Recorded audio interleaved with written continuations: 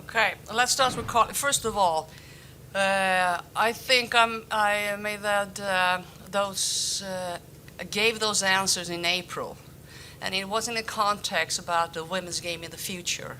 Has nothing to do with the game tomorrow. So if you look at Carli Lloyd, talk about favorite players, but the reason I'm sitting here is because of the U.S. team. They made me look good. 3 finals. And Carli Lloyd, she scored the winning goal in the Olympics, both times actually. So the reason you have to put yourself in that situation and talk about the future of the women's game, and Carli Lloyd is a player like sometimes smarter than I am. So that's so interesting to see how she, the message I tried to give her and her role. And sometimes she thought about it and had some questions about it, and she didn't do what we were supposed to do. And that's exactly what coaching about, and that's my job to make sure she is a team player, and she was a team player, and she scored a lot of goals, and I would say one of the most important players I've ever had. But I could bring up an example in the Swedish team as well.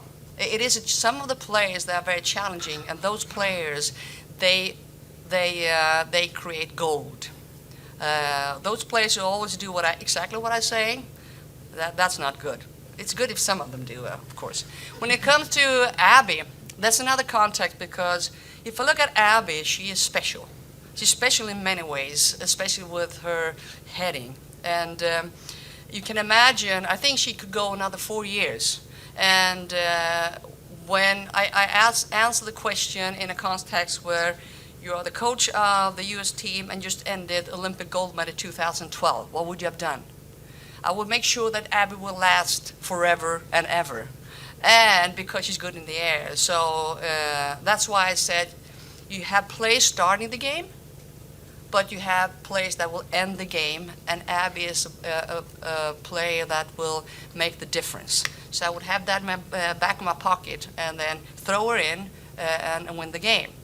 Now, I don't know the team today, but I saw the game against Australia, and today, playing against Sweden, I would start her because she's that good. When it comes to Hope Solo, she's a piece of work.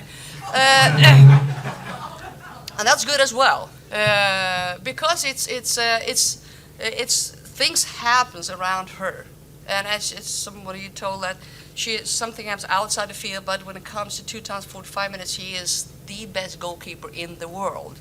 So why wouldn't you try to make her happy, and at the same time have a team spirit?